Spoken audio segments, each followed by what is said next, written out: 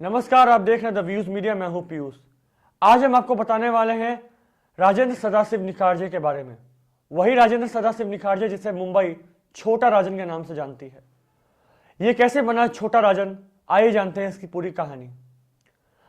मुंबई के चेंबूर इलाके में जन्मे छोटा राजन सदाशिव निखारजे स्कूल में बचपन से ही मारपीट करने वाला लड़का था। दोस्तों के साथ भी इसने मारपीट और लड़ाई झगड़ा करने वाली गैंग बना ली थी। कम उम्र में ही ये मुंबई के साकार प्लाजा सिनेमा घर के आगे ये टिकट ब्लैक किया करता था। वहां टिकट ब्लैक करता था जहां पे उन दिनों करीम लाला, हाजी मस्तान, वरदराजन मुदलियार और राजन नायर उर्फ बड़ा राजन का राज चलता था। बड़ा राजन को इसकी काम करने की पावर को बहुत पसंद आई। फिर बड़ा राजन ने छोटा राजेंद्र सदाशिव निखारजे को अपने यहां बुलाया और उसे बोला कि अब तुम ये सिनेमा में टिकट ब्लैक करने वाला काम छोड़ दो और अब तुम सोने की स्मगलिंग करोगे।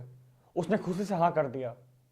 उसने फिर धीरे धीरे सोने की स्मगलिंग करना शुरू की और इसी तरह बड़ा राजन का दिल और भरोसा दोनों ही जीत लिया था उस छोटा राजन ने। फिर छोटा राजन ने बड़ा राजन के कहने पर सुपारी लेकर हत्या करना भी शुरू की। जी हाँ, सुपारी लेकर। और उसकी एक आदत थी कि जब भी वो किसी हत्या या किसी काम में कामयाब हुआ करता था तो वो अपने गुर्गों के साथ पार्टी किया करता था और सेलिब्रेट किया करता था मजे से। धीरे धीरे करके ये आगे निकल रहा था अपने इस जुर्म के रास्ते में। उन दिनों मुंबई अंडरवर्ल्ड में एक नया नाम सामने को भी आया था जिसका नाम था दाऊद इब्राहिम, जिसके बारे में हमने आपको पिछले वीडियो में बताया था। जी हाँ, वही दाऊद इब्राहिम जो पहले हाजी मस्तान का चहेती हुआ करता था, उसके लिए काम किया करता था। बेसिकली छोटा राजन भी जो है वो हाजी मस्तान, वरदराजन मुदलियार, दाऊद इब्राहिम कास्कर की तरह ही बनना चाहता था। उसे भी खुद नहीं पता था कि मैं एक दिन इतना बड़ा अपराधी बनूंगा। जी हाँ, उसे भी नहीं पता था। छोटा राजन देखते ही देखते अपने इस जुर्म की सीढ़ियों में आगे निकलता गया। इसी बीच उसकी मुलाकात अंडरवर्ल्ड के सबसे बड़े डॉन दाऊद इब्राहिम कास्कर से हुई। बड़ा राजन की हत्या कर दी गई थी किसी रंजिश में। बड़ा राजन दाऊद इब्राहिम ने अपने भाई के मौत का बदला लेने के लिए भी बड़ा राजन का साथ लिया था और उसी बड़ा राजन के साथ मिलकर उसने मनिया सुरवे और उसके पूरे गैंग को खत्म किया और पठान गैंग का भी खात्मा किया और वही बड़ा राजन बाद में मारा गया। बड़ा राजन के मरने के बाद उसका सारा धंधा, उसकी सारी सल्तनत छोटा राजन के हाथ में चली गई। फिर छोटा राजन बन गया एक तरह से बड़ा राजन। फिर उसकी दोस्ती धीरे धीरे अंडरवर्ल्ड के डॉन दाऊद इब्राहिम कास्कर से हुई। दाऊद इब्राहिम कास्कर से दोस्ती होने के बाद जब दाऊद इब्राहिम इंडिया छोड़ के समद खान के खून के इल्जाम में जब दुबई भागा तो दुबई में दोनों आपस में दोस्ती करने लगे। दोनों में हंसी मजाक का माहौल भी बहुत अच्छा वाला हो गया। दोनों आपस में दोस्ती हो गई दोनों की। लेकिन ये दोनों की दोस्ती एक आदमी को पसंद नहीं आई और उस आदमी का नाम था छोटा शकील। जी हाँ, ये भी दाऊद गैंग का मेंबर था, यानी कि डी कंपनी का मेंबर था। छोटा शकील छोटा राजन के बढ़ते कामयाबी को देख के इतना चढ़ने लगा था कि उसे लगने लगा था कि कई सारी शाबाशी इसी को मिलेगी। तो छोटा शकील ने भी फिर दाऊद इब्राहिम के कान भरना शुरू कर दिए छोटा राजन के बारे में।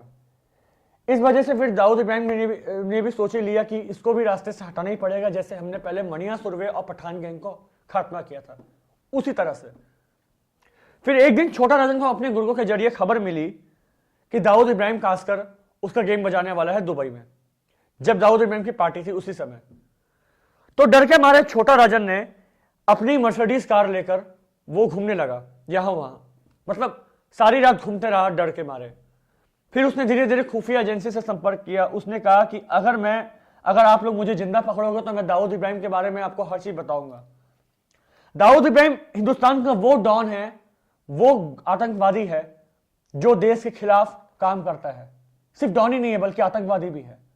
लेकिन छोटा राजन पे जब से ये सारे आरोप लगे, जिस तरह के डॉन के और डॉन के साथ संबंध होने के, तब से वो अपने आप को डर के मारे देशभक्त डॉन कहने लगा। हालांकि 12 मार्च 1993 को जब तहरीक इंतकाम यानी कि जो बम ब्लास्ट हुआ था दाऊद इब्राहिम वाला, इसके बारे में छोटा राजन को जरा भी भनक नहीं थी कि यहां एक बम ब्लास्ट होने वाला है। अगर भनक होती तो छोटा राजन जरूर दाऊद इब्राहिम के खिलाफ काम करता ही करता। फिर मुंबई में ब्लास्ट हुआ। उसके बाद तो आपको पता ही है, दाऊद जो है पहले ही भाग चुका था। दुबई के बाद वो अपने पूरे परिवार के साथ कराची चला गया। कराची जाने के बाद भी उसका वर्चस्व और काम बंद नहीं हुआ, बल्कि उसका वर्चस्व और काम और बढ़ते गया। फिर छोटा राजन को मौत का डर सताने लगा, क्योंकि छोटा राजन को मारने के लिए दाऊद इब्राहिम के कई शूटर्स लग चुके थे। दाऊद इब्राहिम के कई गुर्गों ने 2003 में और 2000 में भी उसके कई गुर्गों को मार दिया, छोटा राजन के गुर्गों को। और आपस में दुश्मनी इतनी हुई कि छोटा राजन ने भी दाऊद इब्राहिम के कई गुर्गों को मारा। दाऊद इब्राहिम और छोटा राजन के बीच में एक गहरा कंपटीशन हुआ। छोटा राजन के लिए काम करने वाला सबसे करीबी जो उसका साथी था, जिसका नाम था विनोद शेट्टी, वो भी उसको धोखा दे रहा था छोटा राजन को। तो छोटा राजन ने अपने गुर्गों के जरिए उसे भी मरवा दिया। हालांकि जहां तक बात की जाए छोटा राजन की, तो छोटा राजन ने बहुत सारे क्राइम किए, जैसे टिकट ब्लैक करना, सोने की स्मगलिंग करना, सुपारी लेकर हत्या करना, फिरौती मांगना, किडनैपिंग करना, हर तरह की क्राइम। और फिलहाल वो अभी महाराष्ट्र के एक जेल में बंद है, मुंबई के एक जेल में बंद है छोटा राजन जो है। छोटा राजन के बीच में कंपटीशन इतना गहरा था कि खूनी खेल बहुत चल रहा था। उसने डर के मारे अलग अलग देशों में वो जाना शुरू किया। एक बार वो ऑस्ट्रेलिया के किसी शहर में मोहन कुमार के नाम से रह रहा था। वो सोच रहा था कि मैं यहां रह के एक आम जिंदगी बिताऊंगा मोहन कुमार के नाम से। उसने अपना हुलिया भी बदल ही लिया था।